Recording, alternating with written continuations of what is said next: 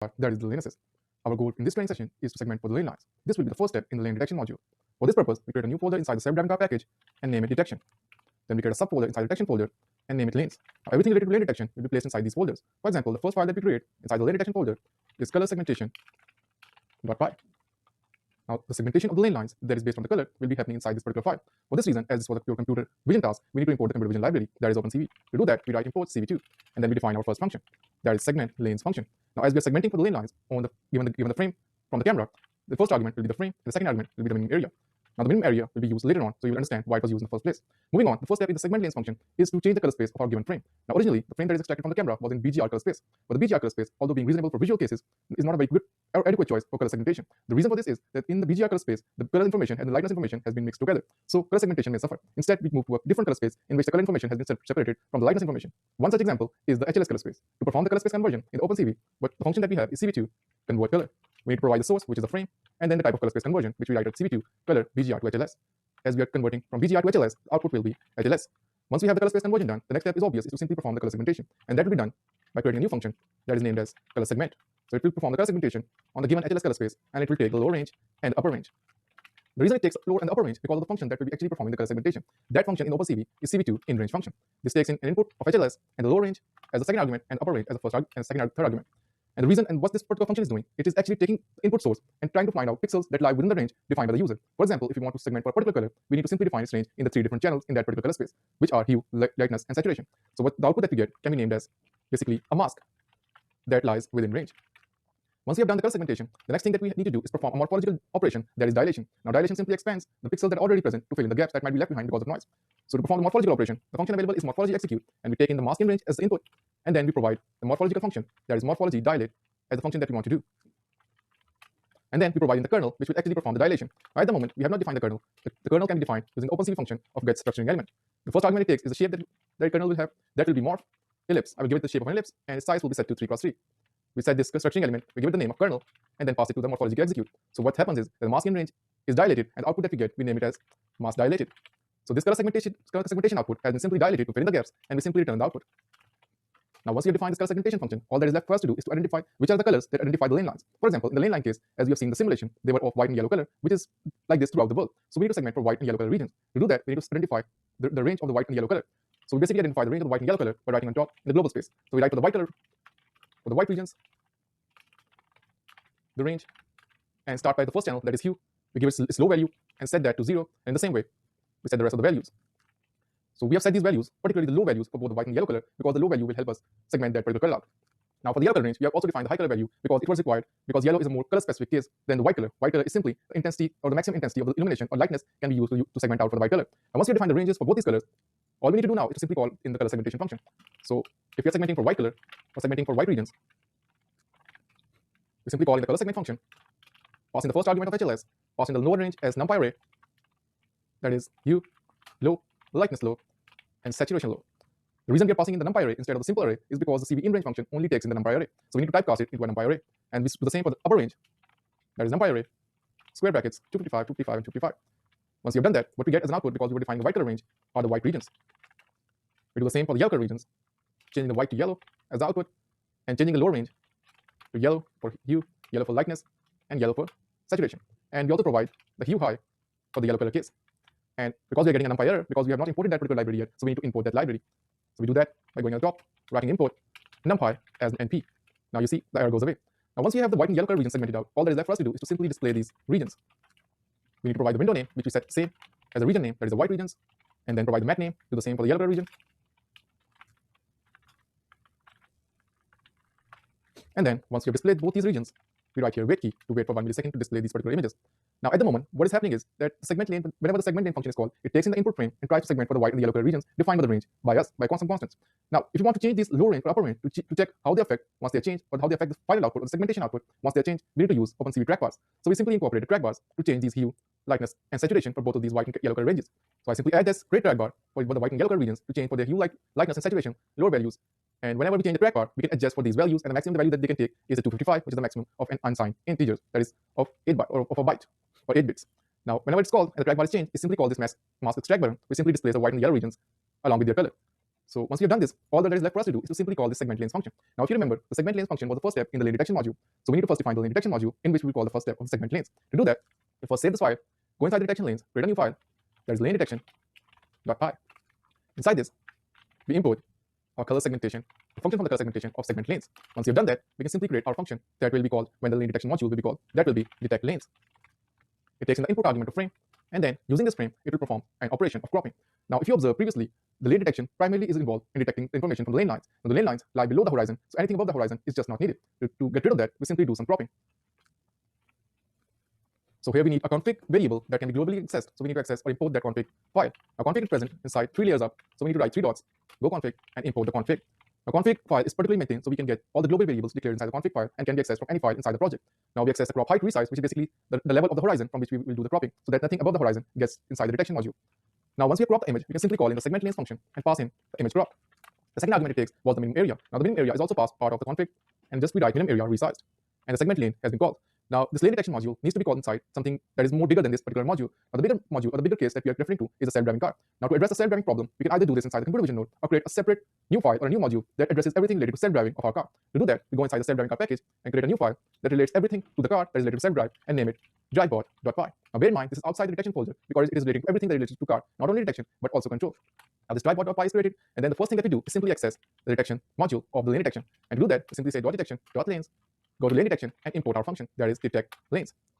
Now here, as you mentioned, the drivebot.py will be related to everything about the car that is related to self-driving. So we need to incorporate or combine a lot of different functions or a lot of different modules. So we need to create a class here so that we can incorporate different modules. So we create a class that will name it car because everything will be related to car right here. And then we define our first function and name it drive car. Now this function will be called inside the main module, and this will be accessed whenever we want to drive the car using the self-driving car features. So as this is a member function of our class, we need to say self as the first argument, and then we define the second argument. We give it the name of frame, and then we can do the rest of the stuff.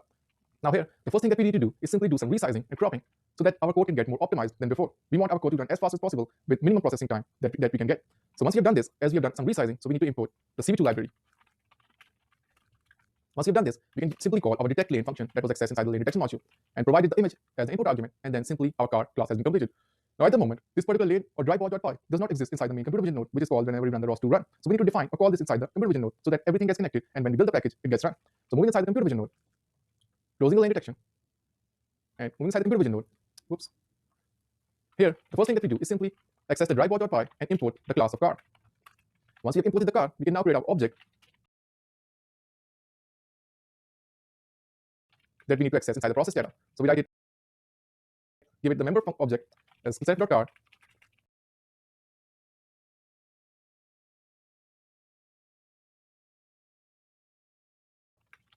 and it's an object of the car class. And then we go inside the process data. Right after we have access to the frame that has been accessed from the camera, we can now access the function of drive car, which will actually drive the car based on self-driving car features. So now we write self.car, access this function of drive car, provided the frame that we have just carried from the camera, and then this has been completed. Once this has been completed, the next step for us is to simply build this project. But if you remember, this is a ROS2 project, and it can only be built by the Qualcomm build system. Now the Qualcomm build system requires a setup.py, and every package being declared inside that setup.py. So we move inside the setup.py, which is right here, and now we declare the new packages that we just made. If you remember, we made the detection package and the lanes module, the detection module and the lanes module. So we need to explicitly declare them inside the setup.py. So to do that, we write here detection module, or detection module equals its location / detection, and then we do the same for the detection or lane detection module and write detection L module, give its position, that is detection lanes, and then we simply declare them inside the packages. At the moment, only 2 packages are present. That is the original package, that is self-driving car, and the config module. And lastly, we declare the detection lane module. Now we need to add an init.py inside the detection and the lanes folder, the new folder that we just built, so that the Python can consider it as a module and it can be built. So let's do that. We go inside the detection folder, create a new file, write __init.py. We do the same for the lanes, new file, init.py. Once you've done this, simply close these new files, close the setup.py, move inside our terminal, and then do the Qualcomm build. And then as you can see, it has been successfully built, and now we can run our simulation.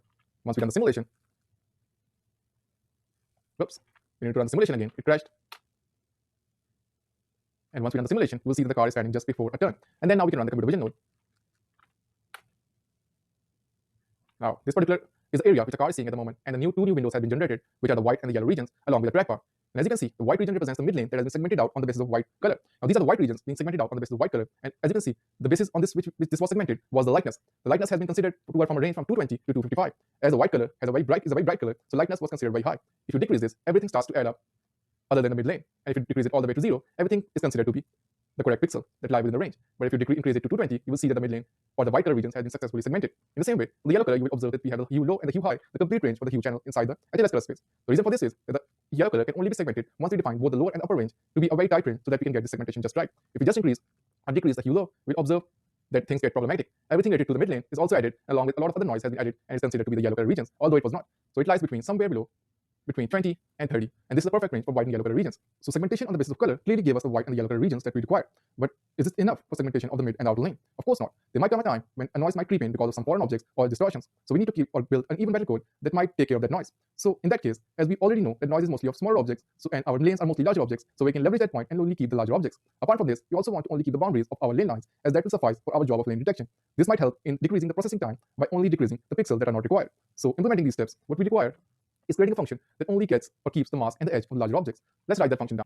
So as we have created the mask and a function that only gets the mask and the edge of larger objects, it takes the frame and the mask and the minimum area. Now this is the minimum area that was taken as the second argument of the segment lanes function. Now this has been used right here to identify the objects that are just not large enough to be considered as lane lines and therefore are considered as noise to be simply removed.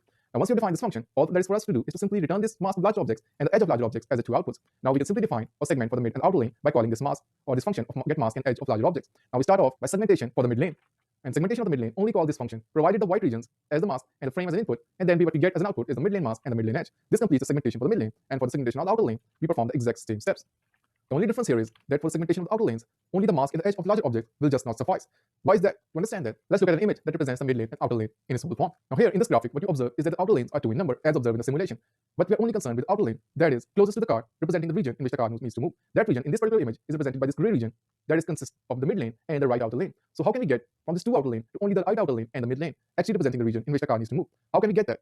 In the case of perspective distortion, or leveraging the point of perspective distortion, which is basically just a distortion which comes up with objects distance from the camera. So the outer lane that is closest to the camera or closest to the car will be the largest, and that is the outer lane, which represents the region along with the mid lane in which the car needs to move. So we can leverage this point of only keeping the outer lane that is closest to the car, in turn largest in its size. So we can only keep the largest outer lane because that represents the region along with the mid lane in which the car needs to move. For example, in this case, the number 2 is the region along with the mid lane that represents the largest outer lane. Along with this, we also need to perform another step, that is how to get towards this green point of the largest outer lane, or the green side of the largest outer lane, because this along with the mid lane combines to give the region in which the car needs to move. To get this side of the right outer lane, or the correct outer lane, we need to get 2 points from this largest outer lane. So this will require a few functions, and for this reason, we add in the 2 functions by creating a new file inside the lane detection.py file, inside the lane detection module, by clicking on it, and then adding that 2 files. Once you've added this morphological operations.py file, here we will access 2 or 3 functions. The first is this binary area open function. This function will actually be the function that is used to remove the noise that is smaller than a specific area, as it takes the minimum area. Apart from this, we also require the function of return largest contour of outer lane, because that is the outer lane that is of our concern, along with the mid lane that represents the region in which the car needs to move. And the last function is the return lowest edge points. These edge points will be used to get the side of the outer lane, which represents, along with the mid lane, the region in which the car needs to move. Now, what we simply do is import these 3 functions inside the color segmentation.py. So we import these 3 functions and simply go inside the outer lane, and just after we have extracted the mask and the edge of the outer lane, we can now get the largest outer lane, because that represents the outer lane that along with the mid lane represents the region in which the car needs to move. This particular step is only used by calling the function return largest contour of the outer lane. This takes in the input of mask and the minimum area and gives us the mask of the largest outer lane and the largest found Boolean variable. Now this largest found Boolean variable can be used to check if the largest contour was found or not. If it was found, we can now access this largest mask and simply get the points that represents the 2 sides of this largest outer lane. So to do that, what we simply do is simply get the bitwise end of edges with the mask largest and return the lowest edge points of this edge largest. And once we have that, we get the 2 outputs of lane size separated, or the 2 sides of the largest outer lane separated, and the 2 edge points, or the points extracted from the lowest edge points by this function. Once we have these outputs, we need to complete this else function. In the case where there is no largest found, we need to create a dummy lane size separate. And once we have done that, we can simply return the outputs of the segmentation of outer lane. And as you can see, the difference between the segmentation of the mid lane and the segmentation of outer lane is that for the segmentation of mid lane, the mid lane mask and the mid lane edge was sufficient as outputs of the mid lane segmentation. But for the outer lane segmentation, we don't only get the edge, but also we get the lane size separated and the outer point list, basically representing the region, basically representing the side of the outer lane, which along with the mid lane represents the region in which the car needs to move. Once we have both these outputs for the segmentation of mid lane and outer lane, we need to access it inside the segment list function right after we have done the color segmentation. And for that reason, we call the first function of mid lane segmentation and get the 2 outputs of mid lane mask and the mid lane edge. And in the same way, we call the outer lane segmentation and get the 3 outputs of outer lane edge, outer lane size separated, and outer lane points. Now that we have all the 5 outputs of the mid lane and outer lane segmentation, our segment outer lanes or segment lanes function has been completed, and we can simply return whatever there is the output. Once we return this, we move inside the lane detection.py and simply add in the outputs that we have just received from this particular function. And once we get these outputs inside from the segment lane function, we can simply display them to ourselves to see if they were correct outputs or not. And once we have displayed all these outputs, that is the mid lane mask, mid lane edge, and outer lane size separated, we can analyze whether these outputs were correct or not. Now, once we've done this, all that is left for us to do is to simply build this project again. We build the project again, launch the simulation again. Once the simulation is run, we run the computer vision node, And what you will observe that there are now new windows that have just been generated. So the first thing that was happening was that the white and the yellow regions were being segmented out. When they have been segmented out, the next thing is the segmentation of midlane that has happened, from which we get the two outputs of midlane mask and the midlane edge. Now the midlane mask simply removes any smaller objects by removing objects that are smaller than a specific area. Apart from this, we retrieve only the boundaries of the midlane mask so that we can get even more processing power or decrease the processing time or computation time. For the outer lane output,